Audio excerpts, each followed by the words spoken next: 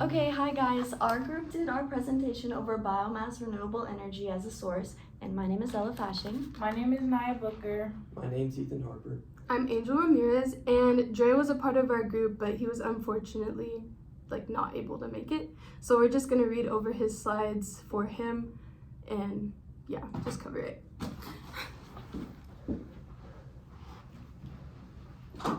Okay, so biomass renewable energy is energy that comes from plants and animals, and picture one gives us some examples of where we can get those from. So we have I think those are corn stalks and horse poop. We have banana peels and hay bales and a bunch of wooden chips over there. And from these things we can get some things that are shown in picture 2, which is solar energy, heat and electricity, gasoline, and things like that. And to be able to make these things, they goes through a process. So we have combustion, gasification, pyrolysis, anaerobic digestion, fermentation, and just things like that. Like Angel briefly mentioned in the introduction, this is biomass, the full explanation. So previously, like she said, biomass is derived from organic materials like plants and animals. And once the biomass is derived, it can be burned for heat or converted into a liquid or gas through various processes. Some sources of energy include agricultural waste, like we can see here, like crops, sugarcane, and soybeans, which produce biofuel. And then wood chips and animal waste are better to produce biogas. And then the 3 common ways for biomass to be converted is direct combustion, which is burning that produces heat. This is the most common way to convert the biomass. The process when biomass can be directly burned and generated into electricity. And then we have chemical conversion, which is the process when animal fats and vegetable oils are converted into fatty acids in order to produce biodiesel. The last one, this one isn't as common, but thermochemical conversion of biomass can include gasification and pyrolysis, which both of these processes are thermal decomposition. Biomass materials are heated and enclosed. Once the organic material is heated to a hot enough temp, it can be then converted into biodiesel for bioenergy or electricity, which can then be used for transportation, heat, or electricity. Like we see here, they're clearing wood scraps out of the forest, which then can be used as a heat source, and all of these are different types of agricultural waste or plant waste. And then this shows the process of actually deriving it and getting the source. That's right. Sorry. Biomass energy, this is Dre's slide as well, but some of the impacts it has on the ecosystem are sustainability. Sustainability is a key factor in determining whether biomass energy renewal is negatively or positively impactful. And then deforestation is a direct impact that biomass energy renewal has on the ecosystem. Example, a large scale of wood harvesting, land use change, and carbon debt risk. And then some photos of the examples of how the ecosystem is affected when biomass is used. Okay, so here's some other impacts on the ecosystem. We have soil degradation, removal of biomass from soil that reduces organic matter and depletes nutrients. And then over-harvesting residues or burning forests deprives soil of organic matter. And then we have ash runoff. Burning biomass produces ash that can contain heavy metals such as copper, nickel, zinc, etc. And then rain and storm flow washes ash into waterways, causing metals to contaminate water, sediments, and biota.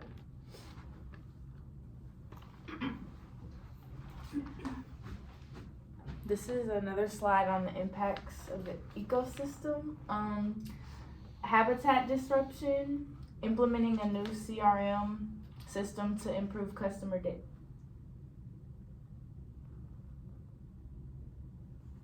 Air pollution deposition, burning biomass releases pollutants into the air such as mercury and other gases. Acidification of soil and water from deposition lowers pH in soils, lakes, and streams. Fish and amphibians suffer reproductive while forests suffer nutrient depletion.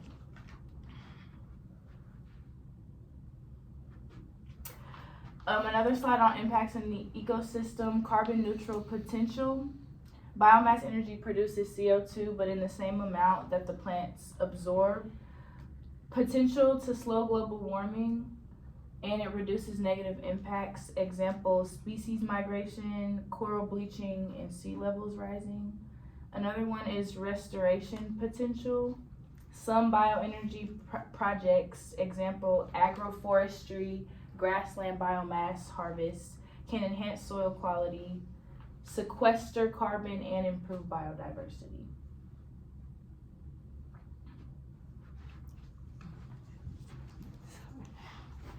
Okay, so some of the pros of biomass as a renewable energy source include it's carbon neutral, stable power generation, and resource recycling. So like right here we can see like trees, agricultural waste, and wood waste. So we're able to derive the waste there, and then this shows like the different processes that you're able to use to recycle it and then produce different kinds of power. And biomass is just a really great option because we're already taking something that we already have and we're not having to like derive a new source or cost any money towards the environment or anybody that's trying to buy biomass as a source. It's renewable and reliable. Biomass will continue to always be able to be produced because you can produce it naturally. There will be no point where it would be too hard to like import it like oils usually are. That's why biomass is usually a better option to importing oil in the US. And then waste is reduced. Like right here, this is a biomass plant right next to a farm over here, and they collaborated with the farm, able to break down all of the agricultural waste in order to produce a power plant here. And then right here, this is a chart that shows the greenhouse gases emission saving last year and everything. And this is all the points with biofuel, and it shows that once we used biomass as a renewable energy source, we were able to cut the production of producing and importing oil by 20% last year. And then another great option is there's just a positive outlook for the future. It's always going to be a continuous source. And then right here, this shows with biomass coming and like upcoming as a source, there will be continuous jobs and everything. We'll be able to use them for industry plants, farms, and then chemistry and engineering will also be heavily benefited as well.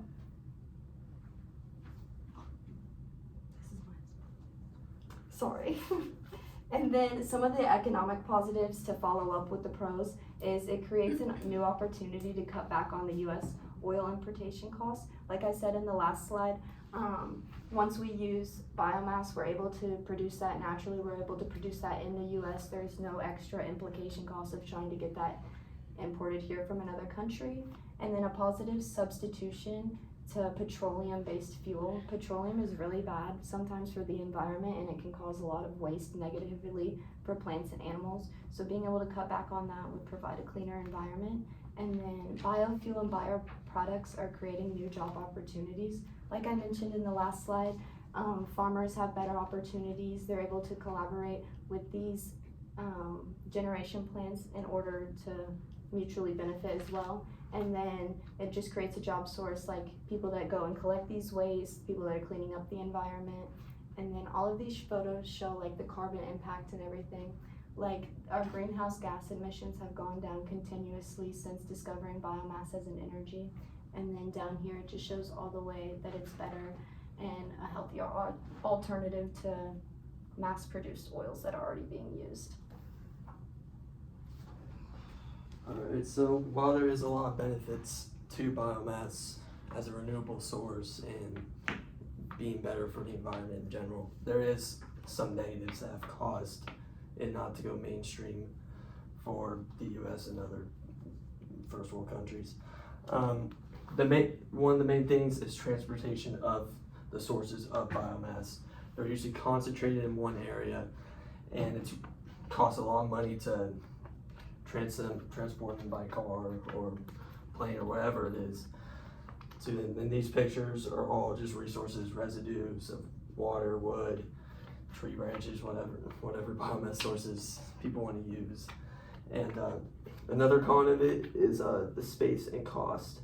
The biomass plants are really big. They use kind of one of the other bullet points I put down, land use. It takes a lot of space. It's very big, and it costs a lot.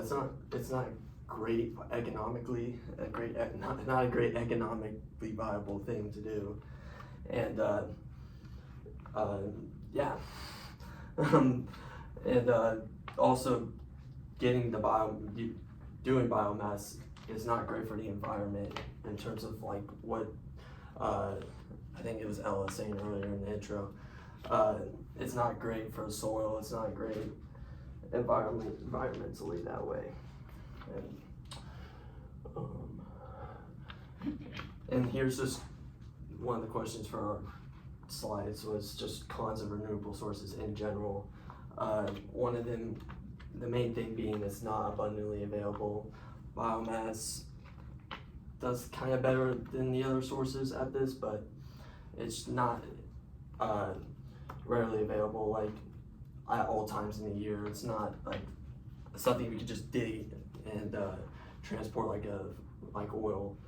It's kind of case specific and requires a lot of effort to extract the source. And then, like I said earlier, cost. The process of biomass it's getting heat energy from waste, and it takes a lot of effort to set that up and really just set up the extraction of that source. Land use, like in this picture right here, just like solar panels, like a lot of times it is kind of counterproductive what we're doing with setting up these renewable sources. We're using a lot of land, we're cutting down a lot of trees, and we're affecting ecosystems. And then low efficiency, yeah, it's just not really efficient. Biomass hasn't been used a lot as an energy source by a lot of energy companies, and yeah.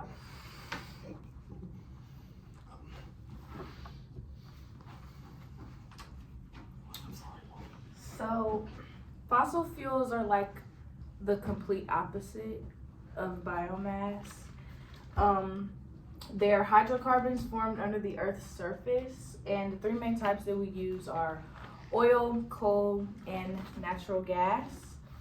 They each undergo a simple formation process. So, coal is the result of large deceased plants that just piled on top of each other for hundreds of millions of years, and they go through a lot of chemical and physical changes.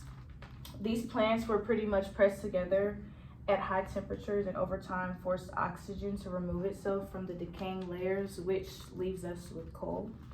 And then oil and gas were formed from layers and layers of decaying microscopic plants and animals that fell to the ocean floor.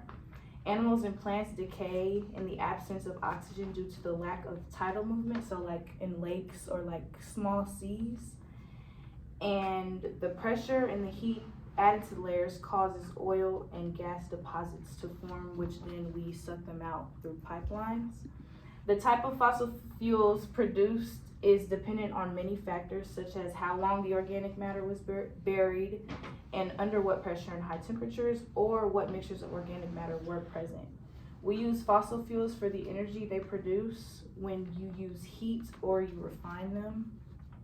Oil is used for heat energy and transportation vehicles. Coal is our main contributor to electricity, and natural gas is used for both thermal output and electricity. Although these are efficient sources of energy, heating in the presence of oxygen causes the production of carbon dioxide, which is the main cause of climate change, global warming, and air pollution.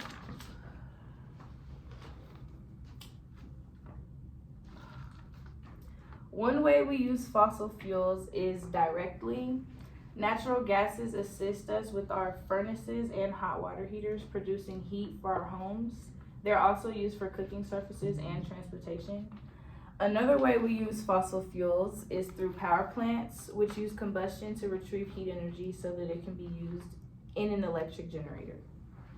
Combustion is the process of burning fossil fuels.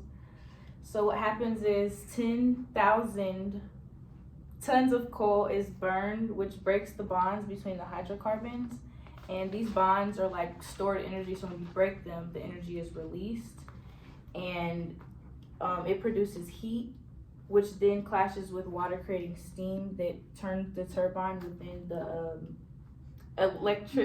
electricity generator. This process requires tons of water to produce the steam to turn the turbine because the heat energy can't do it itself. And this does help with like releasing toxic pollution into the air, but it pollutes the water that is used around, like in the ecosystem, so it affects whatever ecosystem that the turbine is in directly.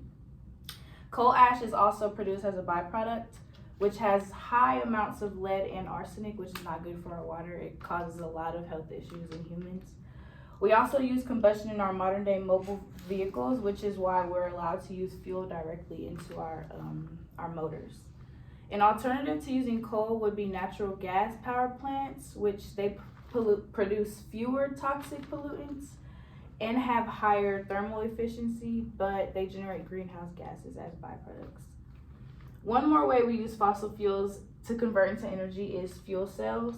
So fuel cells convert fuel directly into electricity. Inside of a fuel cell, there are basically two electrodes, one positive and one negative.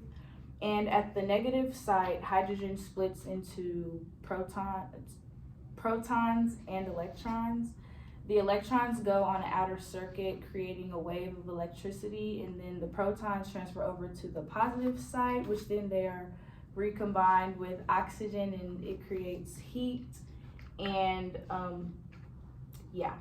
water also as a byproduct. Fuel cells are used in cars and appreciated heavily in the industrial world. The pros of fossil fuels. Fossil fuels are easily accessible because of how they're made. Usually we mine or use pipelines to pump fuels from where they originate and to transport them. Coal and oil are fairly easy to store, and gas can temporarily be turned into liquid for easy transportation and storage as well. Because of these simple processes, not only can large amounts of energy be produced at a time, but it's also cost effective, which helps regulate the economy and supports economic growth. Lastly, although it is a limited source of energy, fossil fuels are very abundant and cover large amounts of space under the Earth's surface. And while it is great economically, as you said, there is a lot of cons of fossil fuels, specifically for the environment. Yet again, a con of fossil fuels is land use. The factories, the plants, they take a bunch of space, and a lot of time companies don't care about the environment when setting those up. Another con would be water pollution, as seen in that picture. A lot of spills happen with oil, and a lot of time companies don't care about what they do with waste of their products. And the main thing being, though, carbon dioxide and greenhouse gas emissions. As you said, it produces CO2, and that's the main factor that comes in to making fossil fuels, and it's not great for the environment. It's non-renewable, so there's only so much of supply of the oil and stuff, and we'll eventually run out. And last thing being the unsafe factories. A lot of times these companies don't really care about the environments of how they produce these fossil fuels. So, yeah.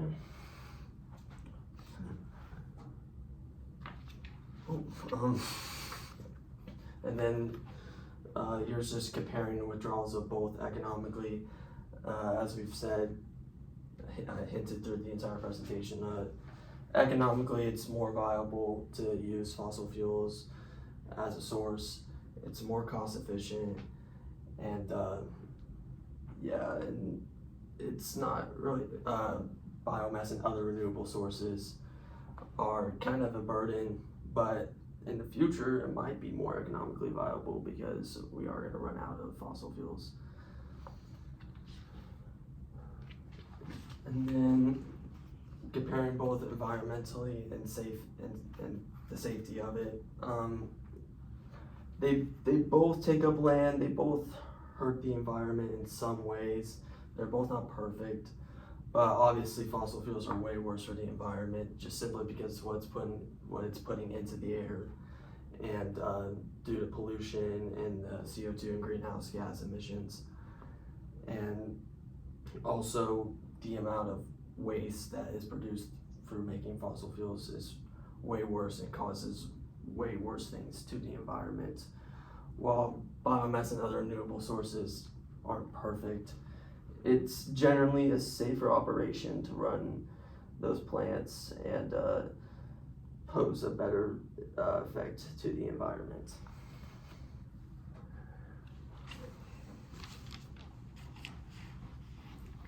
Okay, so in conclusion, biomass energy is highly beneficial to us, but it's not entirely clean. So it's like a part of our everyday lives if we think about it, since it does, it's a part of like electricity, heat, and things like that. Biomass is carbon neutral, so it could possibly lead to deforestation eventually. So that means like, when a certain amount of CO2, carbon dioxide, is released from the burning of biomass, and it's equal to the amount of plants absorbed when plants grow. So that could hurt plants, and then it could lead to deforestation. So considering all of this, it is beneficial, but it is harmful to the environment. So, yeah.